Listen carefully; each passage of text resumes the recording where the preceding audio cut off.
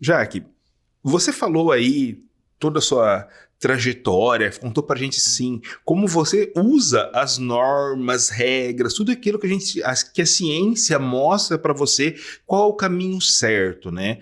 Como profissional fisioterapeuta, muitas vezes, né, quando você está tratando um paciente, você vai lá, avalia aquela lesão, né, vê lá a extensão que ela teve e você pega e vira e fala, olha, você vai ter que fazer um repouso aí de 1 mês, 2 meses, né? E depois, com a ação da fisioterapia, vai voltar ao normal lá por 6 meses de tratamento. Mas, de repente, seu paciente ele é um atleta e ele tem ali, olha, eu tenho que voltar para competir em 1 semana. Como que alguém, assim, que conhece essa regra, vê, às vezes, essa, vamos dizer assim, falta de, até mesmo responsabilidade dessa pressão que um atleta, por exemplo, sofre com isso? Então, é difícil esse contexto mesmo. Quando tem essa questão até financeira envolvida, é complicado tanto para o fisioterapeuta quanto para o atleta. Não é minha área de atuação, né? Mas eu tenho colegas que trabalham com atleta e muitas vezes o que acontece é, por exemplo, num time que não é tão... É profissional, mas não é um time assim tão grande, às vezes essas coisas acabam sendo desrespeitadas, né? Por causa do financeiro.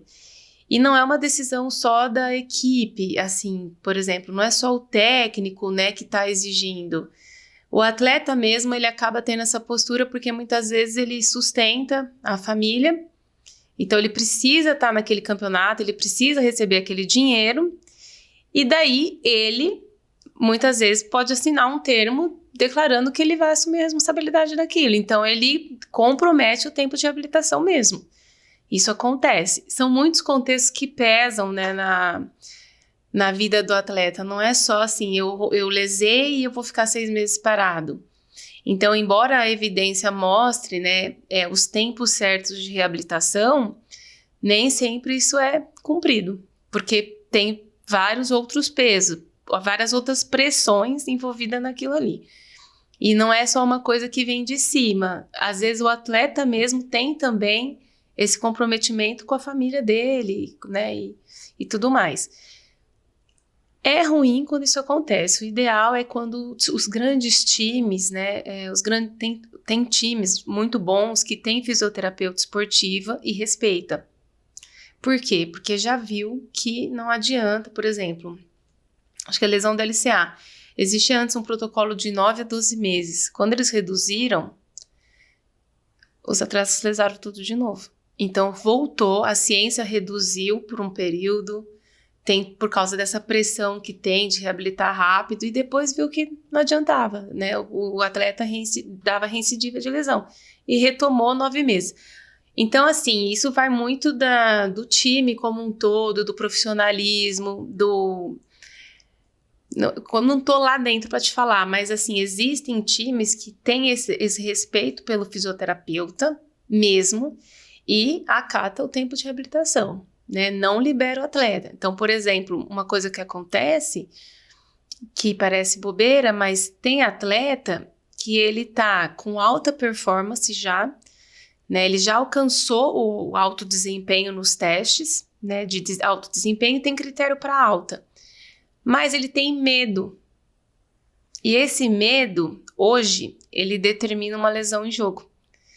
Então, o que acontece hoje? A fisioterapia avançou tanto que ela tem critério de alta com base nos aspectos físicos, mas ela não libera por causa do medo. Até o atleta ter essa confiança nele mesmo, porque senão ele faz recidiva por causa do medo. Então, tem times que respeitam o medo do paciente já, sabe, do atleta. Então, ele não só respeita o tempo da reabilitação, que é recuperar todo o tecido, né, propriamente dito, né, da capacidade física, mas ele consegue ir além e respeitar esse aspecto psicológico, que é determinante de lesão física no futuro. Legal. Então, vai do time. Agora, por exemplo, eu já vi, por exemplo... A gente tem alunos nossos, né, que trabalham no INCOR. O INCOR atende atletas, mas não de grandes clubes, né? Não necessariamente de grandes clubes. E aí o atleta, ele determina, eu quero voltar, acabou. Entendeu? Então, ele tem essa decisão também. Então, muitas vezes, isso acontece em todos os âmbitos, até aqui dentro do FMRP, né? Tem campeonatos da medicina. Às vezes, o atleta fez um entorse, o fisioterapeuta tira ele e ele quer voltar. E ele joga com o pé roxo. E ele assina um documento de que ele se responsabiliza. Então, o atleta tem a própria pressão dele mesmo, em relação à família, muitas vezes, porque ele se sente, né, como responsável pela família. Ele tem a pressão do técnico e do time que quer, né, que ele esteja envolvido naquele campeonato. Aquilo ali envolve dinheiro, envolve um monte de coisa. Mas tem os grandes times que já respeitam muito isso também. Então, isso tem que estar lá na área para te falar o quanto que os times estão respeitando. Mas tem time que respeita, né? E assim, lógico, o atleta, a gente sempre preza para tentar fazer um protocolo acelerado, igual o Neymar teve o protocolo dele acelerado em 15 dias quando ele lesou o pé. Então, assim, é um jogo de cintura, é difícil. Nem sempre dá para seguir a evidência perfeitamente. Essa é a verdade, porque tem vários contextos que né, pesa na tomada de decisão. A gente deu um exemplo aqui com o atleta, mas lembrando, lesão de ombro, né? Muitas vezes o seu professor que está aí dando aula está com uma lesão de ombro escrevendo na lousa, né? Então a gente tem que ter também tudo isso, que é muito comum, inclusive. Os nossos pacientes mesmo, né? A gente tem muito, assim, empregada doméstica, pedreiro. E mesmo com a dor no ombro, eles estão atuando porque senão falta dinheiro em casa, eles não ganham. A faxineira, por exemplo, se ela não vai, ela não ganha o salário daquele dia, né? Porque ela não tem registro. Então, eles continuam. É difícil porque nem sempre dá para, assim, né? A reabilitação demandaria um pouquinho de menos sobrecarga, mas é um mundo real, é difícil. Entendeu? Tanto para o atleta que está totalmente assistido, ele é difícil de parar, como quem não está assistido também, porque aí não tem nem, né? Falta muito em casa e acaba. Então, a gente tem que ir intermediando, sabe? Então, tem que tentar, de alguma forma, dosar, pedir ajuda, né? Assim, que os familiares ajudem mais também. Sabe, às vezes, por exemplo, doméstica, a gente vê muito isso. Filhos em casas que não trabalham, né? E ela só que está suprindo a casa toda. Então, precisa todo mundo entrar e ir participando para que essa pessoa consiga ter um dia de folga ou dose, meio período de trabalho e faça a reabilitação. Porque a reabilitação não é ficar parado, né? A gente estava dando exemplo do sofá. Ficar parado é totalmente contraindicado na fisioterapia. A gente fala repouso relativo do quê? Das atividades que geram aquela lesão. Mas nunca ficar parado numa cama, num sofá, isso não.